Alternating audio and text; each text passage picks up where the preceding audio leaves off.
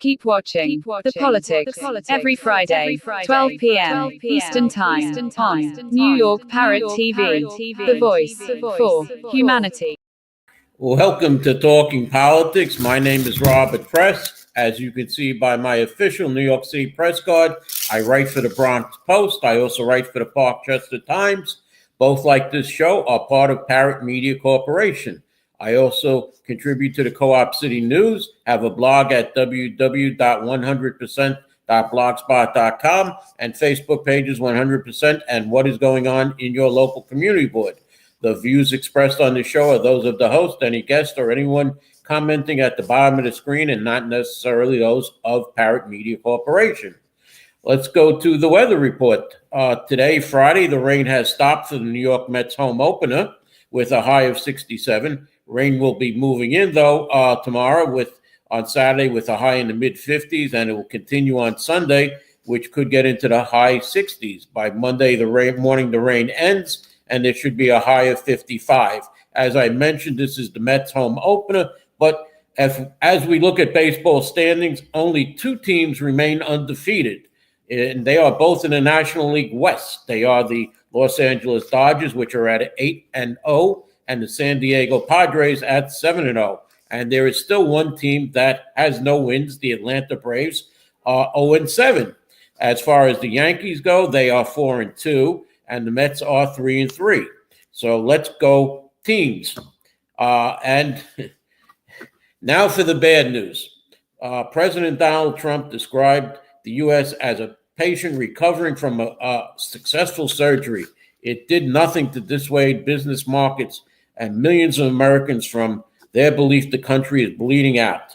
Yesterday, Americans watched in horror their 401ks plunge as the markets opened. The Dow Jones dropped nearly 1,700 points, the S&P 500, and it was the worst single-day decline since the days of COVID-19. The White House isn't flinching, instead repeating its mantra that the trade barriers will help the U.S. economy in the long run. Trump told reporters yesterday afternoon that he thought the tariffs were going to be very well and said the markets are going to boom, adding that other countries have taken advantage of us for too many years. Top administration officials, including Vice President J.D. Vance, Commerce Secretary Howard Lutnick, and White House Press Secretary Caroline Leavitt, made the rounds on television yesterday morning before the markets opened to assure the American people that everything is fine and to trust the president. As of about an hour ago, the Dow is down an additional 1,200 points, or 3%. The S&P 500 is down 3.5%, and NASDAQ almost 4%. This is reacting to China's announcement this morning, that it will impose a 34% levy on all U.S. imports. Now, in other world news, Trump says he's very angry and pissed off at Putin. During an NBC News interview, Trump said that if he believes the lack of progress on a Ukraine ceasefire is Russia's fault, I am going to put secondary tariffs on oil and all oil coming out of Russia, the president said. Trump said Putin knows he is angry, but noted that he has a very good relationship with him, and the anger will dissipate quickly if he does the right thing, Trump says. In the Middle East, Hamas leaders have accepted a proposal for a new ceasefire that would allow aid to flow into Gaza and hasten the release of more hostages, but Israel made a counter-proposal in full coordination with the U.S. Israeli Prime Minister Benjamin Netanyahu says that hostage negotiations continue, but Hamas has ruled out laying down its arms as Israel has demanded. As far as the case of the United Healthcare CEO murder, Tuesday afternoon, Attorney General Pamela Bondi released the following statement in that case. Luigi Mangoni's murder of Brian Thompson, an innocent man and father of two young children, was premeditated, cold-blooded assassination that shocked America. After careful consideration, I have directed the federal prosecutors to seek the death penalty on the case as we carry out President Trump's agenda to stop violent crime and make America safe again. As alleged, Mangoni stalked and murdered United Healthcare executive Brian Thompson on December 4th, 2024. The murder was an act of political violence. Mangoni's actions involved substantial planning and premeditation, and because the murder took place in public with bystanders nearby, may have posed a grave risk of death to additional people. Following federal murder charges handed down on December 19, 2024, A.G. Bondi now directed acting U.S. Attorney Matthew Podolsky to seek the death penalty in this case. This is in line with Attorney General Bondi's Day 1 memo on Attorney General entitled Reviving the Federal Death Penalty and Lifting the Moratorium on Federal Execution.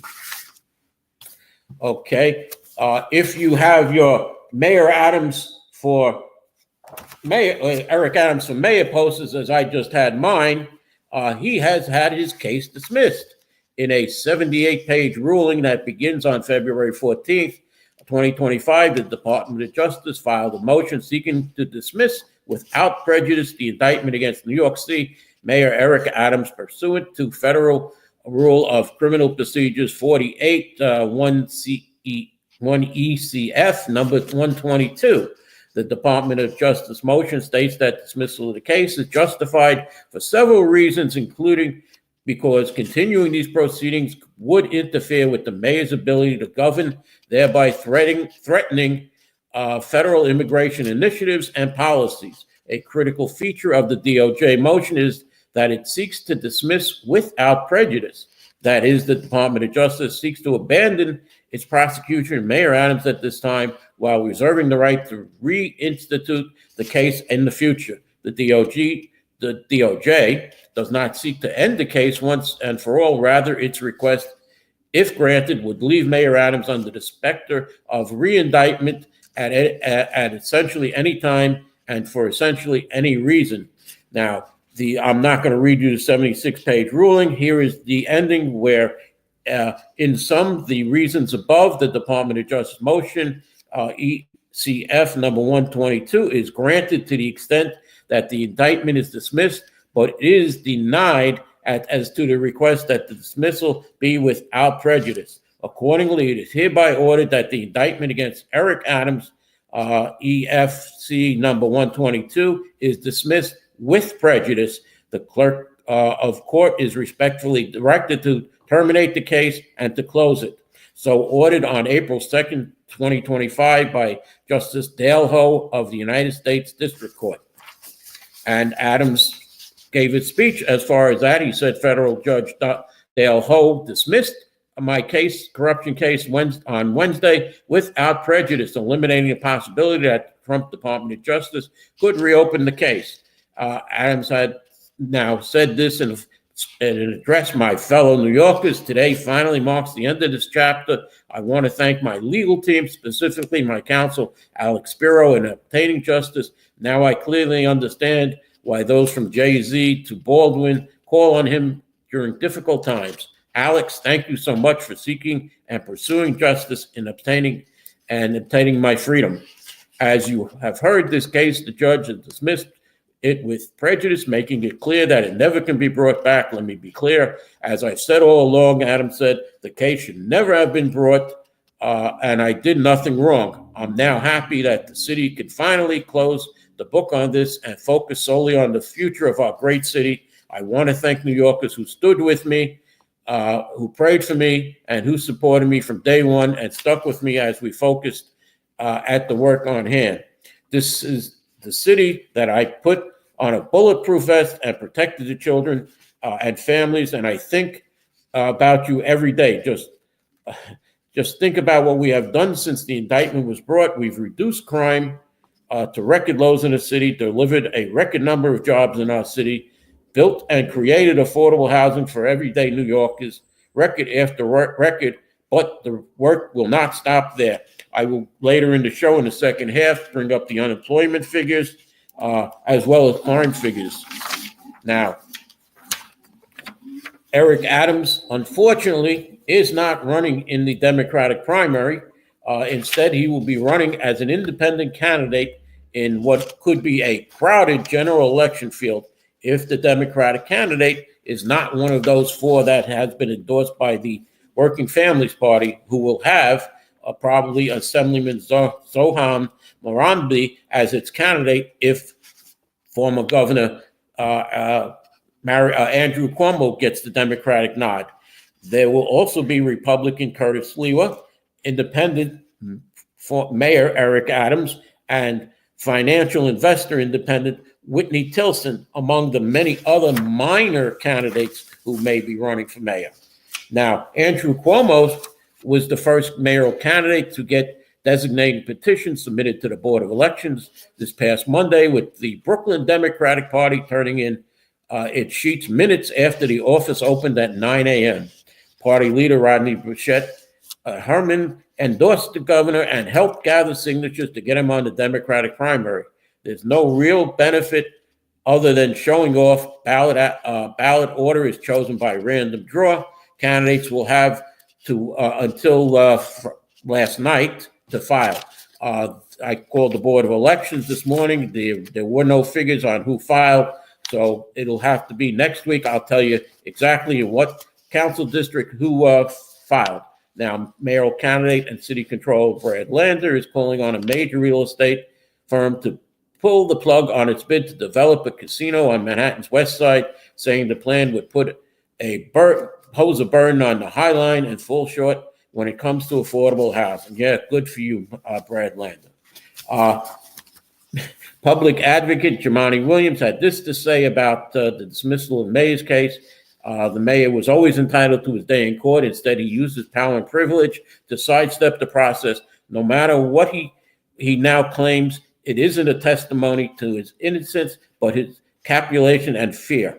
Judge Ho may have refused the sale today, but Mayor Adams still sold out New York in the first place and would unapologetically do so again and again. We'll soon find out if his refusal to stand up to Donald Trump was because he was afraid or because he agreed with him. Prosecutors Daniel Sasson, Hagen Scotton, first deputy, and he goes in through, mentioned a few of the deputy mayors that resigned because the mayor hasn't cared enough about the city to do so himself. Based on the judge's own words, how New Yorkers ever believed that the mayor wouldn't continue to put his own interest above the best interest of our city. Yes, and that was public advocate Jumaane Williams, who would have been the next mayor had Adams stepped down. The NYPD has announced crime stats, and this will be the last item before I go to a commercial. Police Commissioner Jessica Tisch announced yesterday that New York City saw historic reductions in overall crime through the first quarter of 2025, with the fewest shooting incidents in recorded history. And we'll get to the BP in a moment, AJ. In recorded and second lowest number of murders in the same period. Through the first 3 months of 2025, shootings were down 23.1% and murders declined 33.4% compared to the same period in 2024. March 2025 also had the lowest number of murders on record for the last month. I'm not going to go into the declines. Well, yeah, we will. Their robberies were down 22.8%. Grand larceny declined 13.7%. Auto theft was 11.9%. Burglary was down 4.4%. And felonious assault fell 2.7%. Subway crime decreased to its second lowest level in 27 years, with major crime dropping 18.1% during the first quarter, and 0 murders in the transit system for the first time in 7 years. During the first quarter, there was a surge, though, of New York City police patrols of the subway cars and platforms to combat crime and violence. The women and men of the NYPD are driving record-breaking reductions in crime and violence. NYPD Commissioner Jessica Tisch said, in the first quarter of this year, we've cut shooting incidents down. Again, that's repeating what she just said. Mayor Adams basically said the same thing. While in March, the numbers show crime continues to plummet across the 5 boroughs. This drop is nothing new. We have seen 5 straight quarters of declining crime, including the past 6 months. Thanks to the tens of thousands of brave men and women of the NYPD, New York City remains the safest city in America and getting safer. Now, officers continue to carry out complex street level investigations. They've removed more than 1,300 illegal firearms from communities citywide this year, including untraceable 3D printed ghost print, and the crime reductions in New York City Public Housing Department was 12.2%, and almost every other crime stat fell.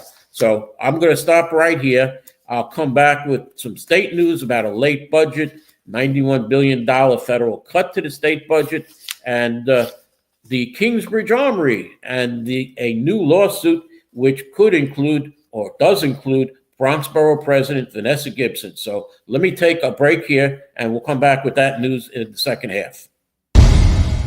Imagine a media platform that reshapes the conversation, empowers your voice, and redefines the Bronx community.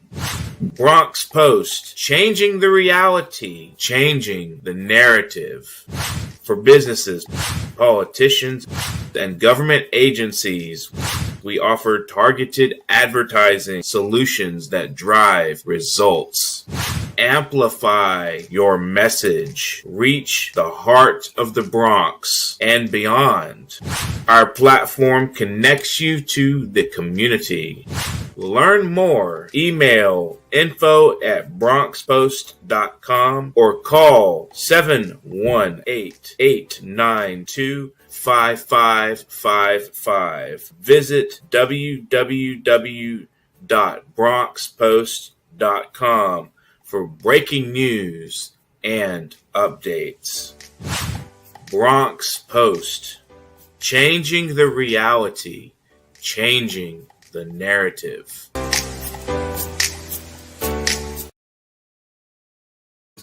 As I said, the state budget was due April 1st, and it was no April Fool's joke that its budget is late again.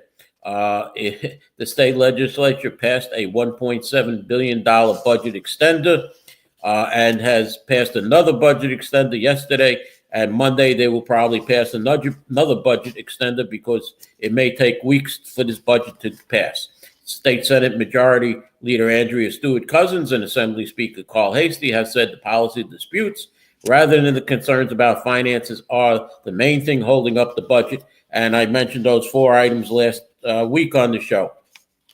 Although there are also questions on how to fund the MTA capital plan, changes to discovery laws, and an expansion of the involuntary commitment standard, mask ban, and ban on cell phones were the four items I mentioned are among Governor Hochul's non-negotiable policy priorities.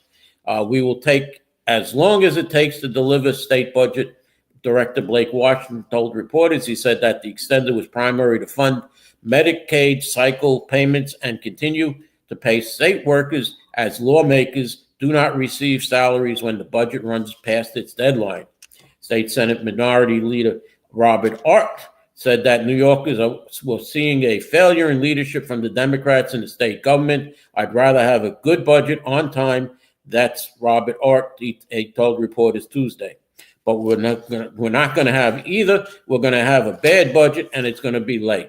Andrea Stewart-Cousins and Hastie indicated that negotiations had made significant progress, but discovery reform was proving to be a sticking point because the governor's team has not yet set the specific language for the most recent proposal. Hastie said that Assembly members have made it clear in the conference they have significant reservations about any rollbacks into the legislation that would speed up trials.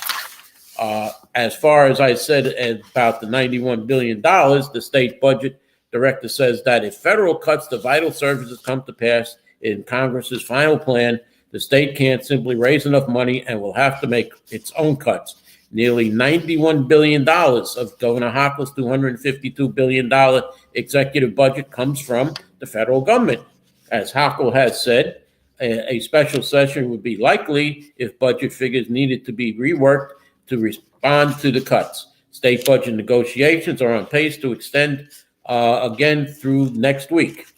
There's no bottom to some of these. We don't have the ability at the state side to backfill, Blake Washington, spokesman for Governor Hochul, said. the only way you can really backfill on the state side is to cut services for other things and sort of modify spending across the platform. And so you have to make sure they're sustained. Otherwise, he said, it could be a case of calling your congressman or congresswoman. Some maintain that the specter of federal cuts could partially be alleviated by increasing income taxes on the wealthy in an effort to raise state revenue. Morris Pearl, the chair of the Board of Patriotic Millionaires, an organization focused on financial equality, thinks New York is approaching the issue all wrong. I think that what New York State should be doing is having those of us who are the wealthiest, the most able to pay some taxes beyond what we're actually paying. And I think it would be a step in the right direction, he told City and State. But even raising income taxes, which Hochul said she is not willing to consider, would not raise enough money to compensate for all of the federal funding that the state receives. Lawmakers from the state to the federal level have pointed out that backfilling $90 billion is simply not an option. And let's move on to one of the items that should be in that state budget is elder parole and Fair and Timely Parole Act. Parents who put their children on a school bus each morning, trusting they'll return it home. Seniors walk their dogs, assuming that their neighborhoods are safe. These are not luxuries. They are the most basic expectations of a functioning society. Yet dangerous legislation in Albany again threatens that safety. Two radical bills, the Elder Parole Bill and Fair and Timely Parole Act, will open prison doors and allow convicted murderers and violent criminals to walk free. As of right now, Rikers Island is opening up another area because Rikers Island has over 7,100 people detained on the island. That is also because of what has happened with the state strike at the parole board. But Suffolk County District Attorney Ray Turney cannot remain silent while public safety is sacrificed for ideology. Thousands of cases illustrate the insanity of these two bills, he says. I need only two from Long Island's recent past to prove my point, he said. Colin Ferguson's commuter train massacre and the murder of 8-year-old Thomas Valva. The elder parole bill is pushed as a mercy mission. It would let inmates over 55 who served 15 years plead for parole. It sounds compassionate until you realize who's in line. Colin Ferguson, the monster who murdered 6 innocent people on the Long Island Railroad in 1993 and left 19 others injured in a cold-blooded shooting rampage, is 67 now, well past the bill's age threshold. 15 years doesn't erase the blood on its hand. Then there's the Fair and Timely Parole Act. It rigs the parole hearings, changing the rules by mandating that parole decisions be based primarily on risk rather than past actions, virtually giving a pass to violent offenders, DA Turney added. Consider Michael Valva, the ex-New York City cop convicted in a Suffolk County jail and in Suffolk County court for the 2020 murder of his own son, Thomas. This wasn't a one-off lapse of judgment. Valva and his fiancée, Angela Polina, starved and beat 8-year-old Thomas and forced him to sleep in a freezing garage until he died of pneumonia. Valva's 25 years to life sentence reflects the depravity of his actions. Should his good behavior in prison someday outweigh the tragic horror of Thomas's life? The bill says yes, prioritizing a convict's progress over a child's stolen life. That's fairness. It's insanity, Tierney says. There are very real threats that these bills will garner enough Democratic and Working Family Party votes to pass this year. New York must speak out, contact your senator and your assembly member. DA Turney says demand that they oppose the Elder Parole and the Fair and Timely Parole Act. If you're driving on the Bronx River Parkway, that bridge that's over the Metro North Station at 233rd Street is finally been completed. Governor Hochul announced this week at a cost of $66.4 million. It would replace a 75-year-old structure with a modern multi-girder steel structure that enhances safety and eases travel along the virtual artery for commuters in the New York area.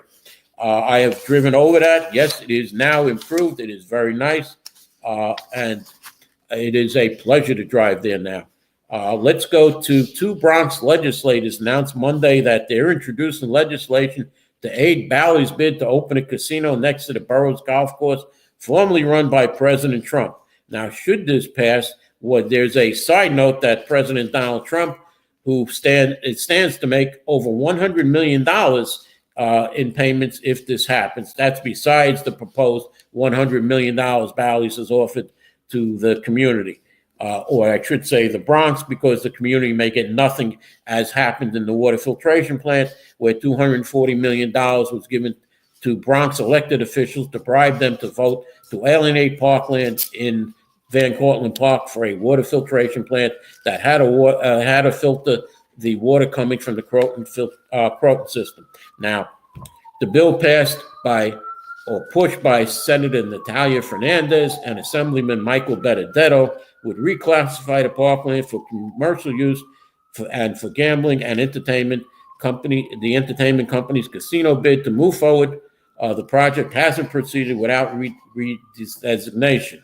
Now, it should be noted that Assemblyman Benedetto put out a video on Facebook, a 6-minute video called Mike's Minute, that he was listening to the community. He was thinking about what the community said. The community board overwhelmingly declined. They voted no against a proposed land use for this, 29-5. Assemblyman Benedetto didn't realize, though, that while he's saying, I'm still considering, Senator Fernandez already had put this bill in. Bally's took over the lease for the golf course from the Trump organization in 2023, renaming it Trump Links at Ferry Point to Bally's Links, knowing that they wanted to put a casino there. Otherwise, why would Bally's take it over? They hope to build a 500,000 square foot casino on the Bronx site by its golf course, along with a 500-room hotel with a spa, meeting spaces, retail shops, 2,000-seat event center, and 2 parking garages with a capacity of 4,660 vehicles in order to keep the process transparent and allow for community to properly review a complete proposal. We are introducing parkland alienation legislation required for the application process, Fernandez and Benedetto said in a joint statement. If there was no application for parkland alienation, there would be no casino and no hotel. They say that this is not an endorsement of the project. Rather, it is our determination that the Bronx should be allowed to participate and submit an application. It should be noted that the Bronx Democratic Party is the consultant to Bally's, and that State Senator Natalia Fernandez is the Bronx Democratic County Committee Chair, and Assemblyman Michael Benedetto, is the treasurer of the Bronx Democratic Party. While Fernandez is now eyeing AOC's congressional seat, as she eyes Chuck Schumer's seat, and she actually leads Schumer in the latest poll, 55% to 21%. And as far as Assemblyman Benedetto goes, well, it looks like he will probably have an early Christmas retirement at the end of this year. Now, similar legislation, this reason this is probably being done is similar legislation was introduced by Queens Senator John Liu on Monday, that he is introducing legislation that would give millionaire Mets owner Steve Cohen the legal right to move forward with his planned $8 billion casino complex next to Citi Field. And believe me, that you have a baseball stadium, you have a tennis court, and you have a park over there. And this is being proposed also by Assemblywoman Larinda Hooks of Queens, who is pushing the Liu bill in the lower house.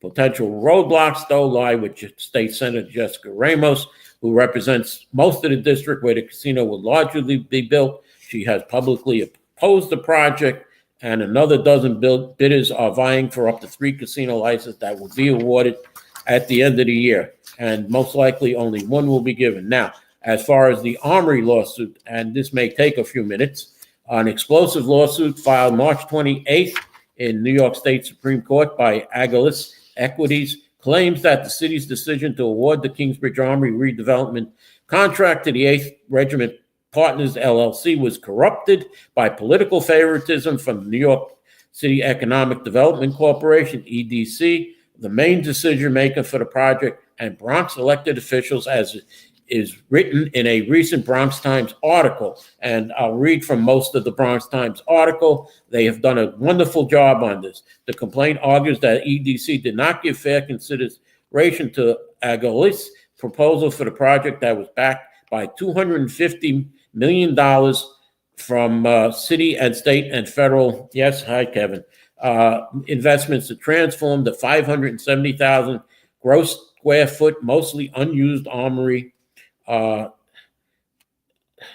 As the EDC announced, 8th Regiment was the winner in the early January based its plan for El Centro Kingsbridge, which promised to turn the armory into multi-use building with sports fields, event space, workspace, development, retail, community space, and 450 units of adjacent affordable housing in the project's phase. They say that its proposal was slated to be the winner, with a press conference scheduled for only to be abruptly pulled in favor of 8th Regiment. The company is seeking to have the contract with 8th Regiment annulled and reawarded in an injunction to stop work until the case is resolved. A judgment stating that EDC violated procedure and legal process. The complaint alleges that throughout the bidding, the EDC was committed to helping 8th Regiment win and allowed them to revise their proposal post-deadline, an opportunity not given to Allegiance. According to the complaint, the EDC said that Allegiance did not meet financial requirements, which the company disputed. The suit alleges that local elected officials had undue influence over awards process. The lawsuit names Bronx Borough President Vanessa Gibson and Deputy Borough President Janet Puego, in addition to 8th Regiment Partners LLC, which is comprised of MAD Equities and Joy Construction Corporation. The New York City EDC, its CEO Andrew Kimball, and the City of New York. Manny Tavares with Agalis Equities maintains that Puego should not have been involved with the Kingsbridge contract because of her work as a lobbyist for MAD Equities in 2020 and 2021, and her role on the EDC Board of Directors. During the procurement process, Puego's former firm, Constantinople and Vallone Consulting, continued to lobby the Armory decision makers on behalf of MAD, Tavares said in an email to the Bronx Times. According to the complaint, Puego recently resigned from her deputy borough presidency and is set to return in this month, April 2025, to her former lobbying job representing MAD on the Armory project. The plaintiff said he learned from a former EDC employee. Now, Borough President Gibson's office did not respond to a request to confirm Puego's resignation. Puego's inclusion in the Armory project was an extreme conflict of interest, said Tavares in an April 1st interview with the Bronx Times. His suit seeks to refer evidence of misconduct by elected officials to local, state, and federal enforcement agencies. The case exposes how political connections trump merit in New York City development deals. The plaintiff's attorney, Christopher Carrion, said, "We're sending a clear message. No one is above the law, not developers, not agencies, and not certainly elected officials who abuse their powers." Now, Bronx Borough President Gibson issued a strong statement denying the allegations. An ED spokesman told the Bronx Times the agency could not comment on pending litigation and gave further other excuses. Now, I'm going to get to a little more since I'm running out of time. It appears that Tavares says several of Agalis Equities' ideas for the Armory were unique. For instance, as co-founder of the International Salsa Museum, he planned to give it a permanent home within the Armory. He included also a retractable sports field and converted to a live entertainment venue. He now accuses 8th Regiment of stealing both concepts, among others, and claims the EDC facilitated the other company's access to Agalis proprietary information. A spokesman for 8th Regiment told the Bronx Times that because bidders were working to comply with a vision plan, some overlap ideas would naturally occur. According to the complaint, Jorge Madruga of Mad Equities admitted in conversation with Tavares on January 10th that his company had no programming lined up even after being announced the winner and was facing pressure from EDC. Tavares told the Bronx Times that EDC never held a press conference to announce 8th Regiment as the winner because they had nothing to present. He said 8th Regiment's rendering of how the armory would look once completed is virtually identical to that by Agulhas, specifically the arrangement of skylights and rooftops solar panels. With the lawsuit, Agulhas is seeking to annul the contract with 8th Regiment and for it to be re-awarded and seeking the original proposal records from 8th Regiment and for evidence of misconduct by elected officials to be referred to the appropriate agencies. Tavares says more legal action may yet to become Agulhas Equities in a statement that is also considering federal litigation against Congress member Adriana Espiat and may amend the current lawsuit to include Council member Parina Sanchez based on new evidence of her active role in subverting due process. Agulhas Equities maintains there was the most meritorious proposal that they gave and that 8th Regiment won only because of favored treatment. We are looking forward to our day in court, Tavares said. Now, I'm going to sign off here. That seems to be a lot. If there was, we've seen the Kingsbridge Armory go through 3 different transformations. Yes, thank you. Let's see, what does AJ say? Well, AJ, well, I want you to come on the show, AJ. We have a lot to talk to, but I'm going to end it here right now and say thank you for watching. AJ, I want you to get in contact with me. You know where I'm at. I see my producer is telling me to wind up the show. So let me say thank you for watching, and I'll see you next week. And hopefully AJ will come on as one of my guests. So thank you for watching, and thank you. Goodbye.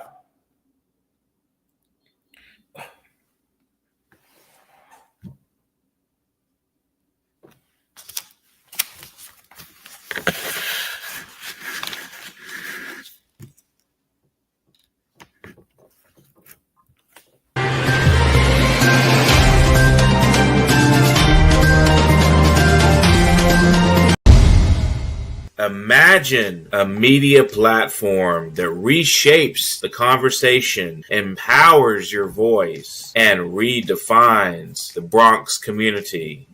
Bronx Post, changing the reality, changing the narrative. For businesses, politicians, and government agencies, we offer targeted advertising solutions that drive results. Amplify your message. Reach the heart of the Bronx and beyond. Our platform connects you to the community.